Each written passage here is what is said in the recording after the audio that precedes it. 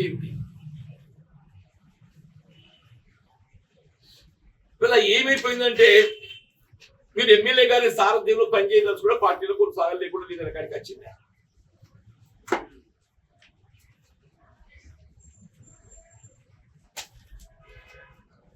MLA గారి ఆధిపత్యంలో what is it?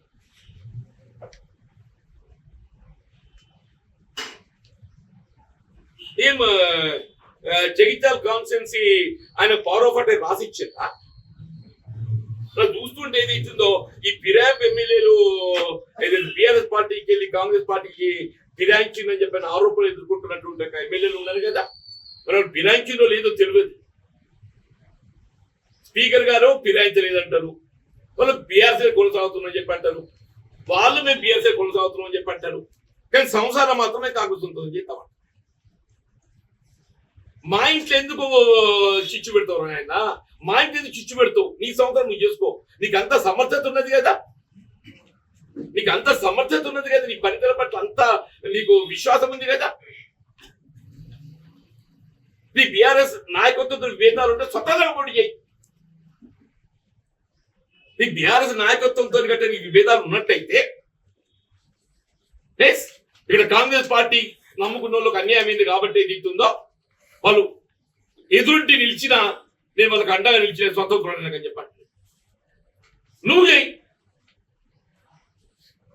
నీ సమర్థత వల్ల నీకు అంత విశ్వాసం ఉంటే నువ్వు అదే పొరుగు జెండా ఎందుకు పట్టుకుంటున్నావు? నువ్వు నీ జెండా నీకు పట్టుకోవడానికి అవకాశం లభించదు అని చెప్పి అనుకున్నట్టయితే, బీఆర్ఎస్ లో అవకాశం లభించదు అని చెప్పి భావించినట్టయితే, నువ్వు జెండా పెట్టుకుని పోటీ చేసేది నీ సమర్థత ఉంటే ఎందుకున్నావే నువ్వు? ఇవాళ మొత్తం కౌన్సిలర్స్ అందరు, నిన్న బీఆర్ఎస్ కౌన్సిలర్స్, ఇవాళ కాంగ్రెస్ కౌన్సిలర్స్. నిన్న బీఆర్ఎస్ కౌన్సిలర్స్, ఇవాళ కాంగ్రెస్ కౌన్సిలర్స్. ఎమ్మెల్యే గారి ఆధిపత్యం కొనసాగుతూనే కాంగ్రెస్ పార్టీ అధినాయకత్వం ఆలోచన చేయాలి.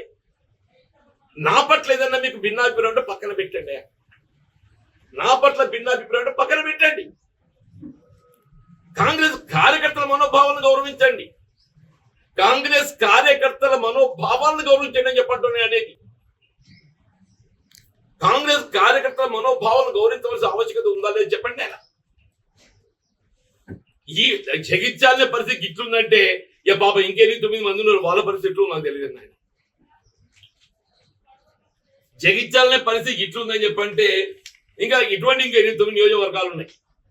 అక్కడ 110 పోతే ఇది 1/10.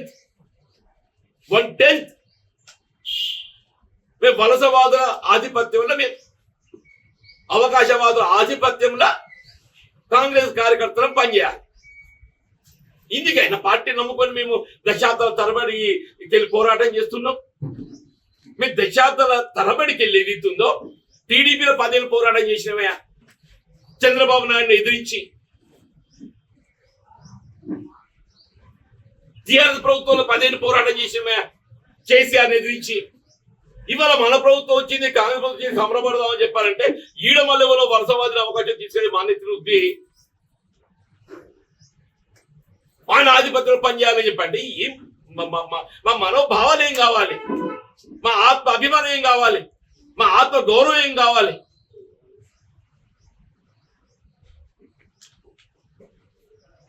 మున్సిపాలిటీ కాంగ్రెస్ వశమైందని జెండా ఎగిరిందని చెప్పి సంబరపడమంటారా? మళ్ళా అదే కొత్త సీసాలో పాత సారా, కొత్త సీసాలో పాత సారా. 5 ఏళ్ళు అట్లా దోపిడీకి గురైంది. 5 ఏళ్ళు ఇదే ఎమ్మెల్యే గారు, 5 ఏళ్ళు ఇదే ఎమ్మెల్యే గారు అట్లా దోపిడీకి గురైంది. 16 మంది కమిషన్లు బదిలీ అయ్యిండ్రు, 8 మంది ఉద్యోగస్తులు జైలు పాలైండ్రు. ఏమన్నా చొక్కారావు గారి పేరు చెప్తారంటే నాకు నేను అదే చొక్కారావు గారి ఆధ్వర్యంలో కాంగ్రెస్ పార్టీకి చేరినాయా 84 డిసెంబర్లో. సరే ఇంతవరకు కొనసాగుతుంది. ఈయన మధ్యలో 20 ఏళ్ళు ఎక్కడ వలస పోయొచ్చిండే? అంటే కాంగ్రెస్ కుటుంబం ఉంటుంది. మరి నడుమ 20 ఏళ్ళు ఎక్కడ బతకవేను?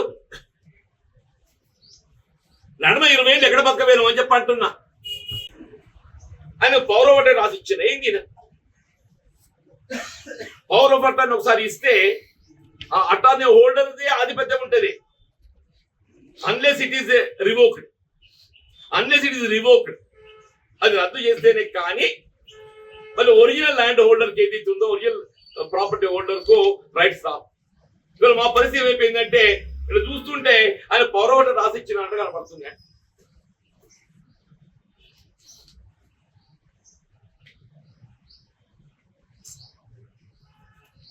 మీతోనన్నా ఈ మనోవేదన పంచుకుందాం అని చెప్పని నేను మాట్లాడుతున్నాను. అందుకంటే ఎక్కువ నేను చెప్పగలిగేది లేదు.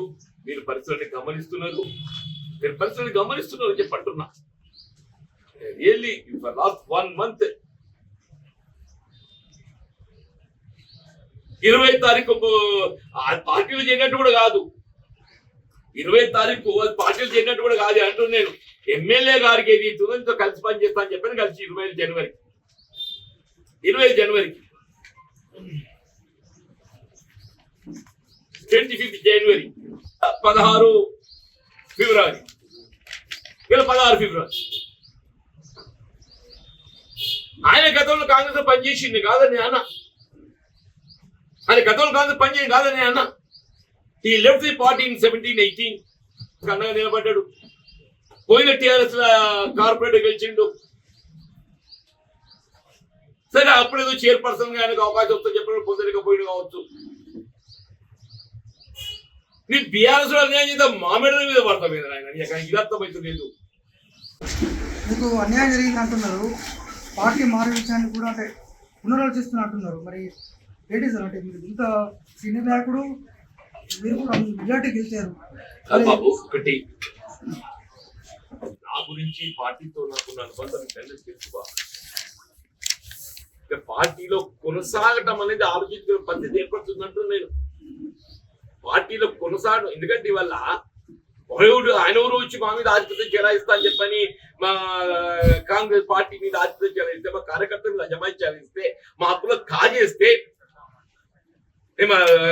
కాంగ్రెస్ కార్యకర్తల యొక్క హక్కులను కాపాడలేక ఏం చేయాలి నేను? Please guide me.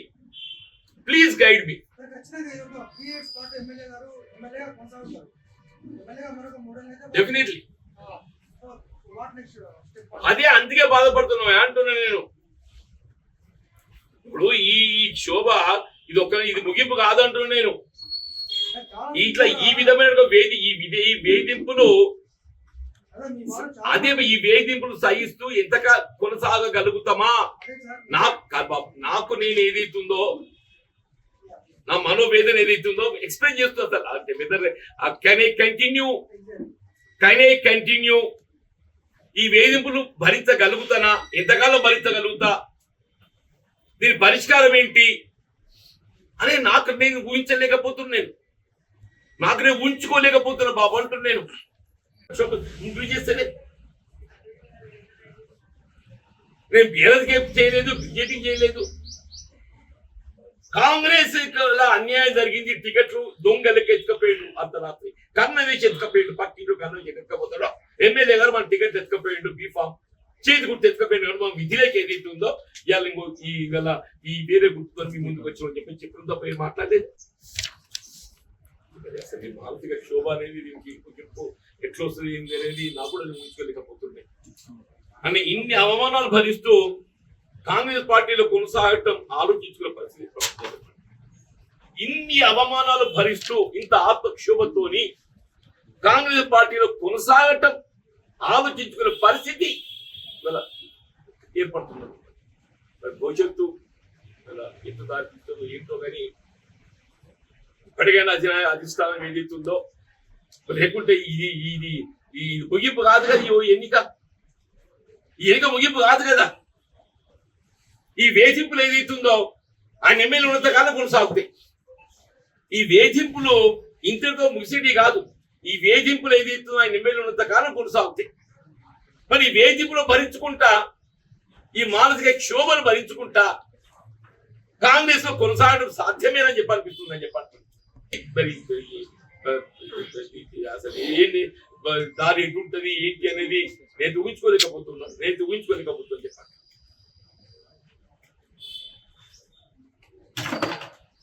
You must be knowing that legal దేవుడు కాదా బాబు? ఇదే కేసీఆర్ గారు ముఖ్యమంత్రి ఉండగా బోర్నపల్లి దగ్గర 170 కోట్ల కట్టుకోరు, కనీసం 100 కోట్లు 200 కోట్లు అని తెలియదు. మొన్న లక్ష్మణ్ గారు గారితో ఏదైతుందో ఇదే జగన్నాథపురం బోర్నపల్లి మధ్యలో 17 కోట్లతో 15 కోట్లతో మధ్య మంజూరు చెప్పించింది. నా కాళ్ళకి అడ్డాన్ని పెట్టడానికి ఇక్కడ జగిత్యాల ప్రజల్లో ఎటు కాకుండా చెప్తున్నారు కానీ ఆయన మా కాంగ్రెస్ కార్యకర్తల కాళ్ళలో కట్టెడ్డం పెట్టి మనం ముందుకు పోకుండా మా అడ్డం మమ్మల్ని మా హక్కులతో చేరగట్టలాడుతున్నావు నువ్వు. మాకంటే బీఆర్ఎస్ సిపాయిలా? మాకంటే బీఆర్ఎస్ సిపాయిలా మా కాంగ్రెస్ కార్యకర్తల కంటే? లేక మాకంటే మిగిలిన సిపాయివా? నాకు ఏ ఆలోచన లేదు, నా ఆశలు గెలిపించినారు బాబు. ప్రజల్లో నాకు ఏ విధమైనటువంటి ఒక గౌరవం ఉంటేనే కదా మనకు అవకాశం వచ్చింది. ప్రతిపక్ష హోదాలో కూడా ప్రతిపక్ష పార్టీ గెలిపించుకొచ్చింది కదా. ఇవాళ అధికార పార్టీ అన్ను ఉంటే ఇంకా చెప్తులేదు నేను. మరి నా కాళ్ళలో కట్టేయడం పెట్టి జగిత్యాల ఎటుగా కూడా చెప్తున్నావు అని చెప్పంటున్నా. నా కాళ్ళలో కట్టేయడం పెట్టి జగిత్యాల ఎటుగా కూడా చెప్తున్నావు చెప్పంటున్నా. నువ్వు ఈ వెయ్యి ఇట్లా భరించుకుంటూ పోతుంటే మీరు అన్నట్టు రేపు మండల పరిషత్, జిల్లా పరిషత్ వస్తాయి. మరి అప్పుడు ఇదే పరిస్థితి ఎదురవుతుంది. That is linked with MPTC, ZPTC is linked elections. MPTC, ZPTC is linked election. Corporate is an independent వార్డుకు సంబంధించి పరిమితమైన ఎన్నిక. అది అట్లా కాదు. ZPTC, MPTC linked election. నాకు అందుకోసమే అసలు కొనసాగడం సాధ్యమేనా అనేది అందుకే దట్స్ వై ఐఎమ్ ఎక్స్ప్రెసింగ్. మీరు అనేది కరెక్ట్ బాబు, కరెక్ట్ అది.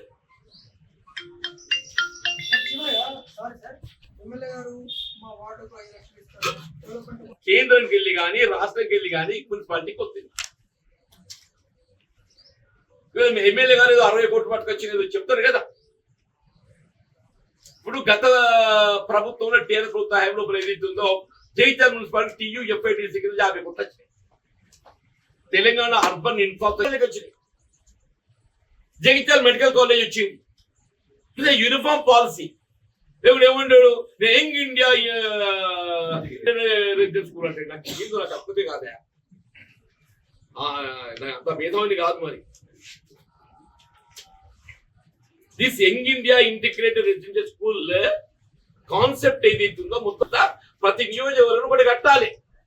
నియోజకవర్గాలలో 200 కోట్లతో 20,000 కోట్ల అంచనాతో నిర్మాణం చేసుకోని చెప్పని ముఖ్యమంత్రి చెప్తున్నారు. ప్రభుత్వం అది for the chief the chairperson, ముఖ్యమంత్రి గారు దానికి అధ్యక్షుడు. అది ప్రభుత్వంది. 20 ఎకరాల మ్యాంగో మార్కెట్ పెట్టినాయి. అదే వాళ్ళ ప్రొసెక్ట్ పడకపోయి 20 ఎకరాల మ్యాంగో మార్కెట్ పెట్టి ఆనే ఓ సబ్స్టేషన్ కట్టి నేను అక్కడ మార్కెట్ ఆధ్వర్యంలో గోడౌన్లు కట్టిన ఇదే ప్రదర్శన క్షేత్రంలో 25 ఎకరాలలో మామిడి మ్యాంగో మార్కెట్ పెట్టింది. Rajiv Gandhi mango market substation కట్టి 30 రూపాయలకి సబ్స్టేషన్ కట్టిన మార్కెట్ ఆధ్వర్యంలో గోడౌన్స్ కట్టిన ఇదే ప్లేస్. అక్కడ తప్పకుండా నిర్మాణం చేయాలి. ప్రభుత్వం చేస్తుంది అది. అసలైన తొలి వెలుగు. ఫాలో వాట్సాప్ @తొలి వెలుగు official.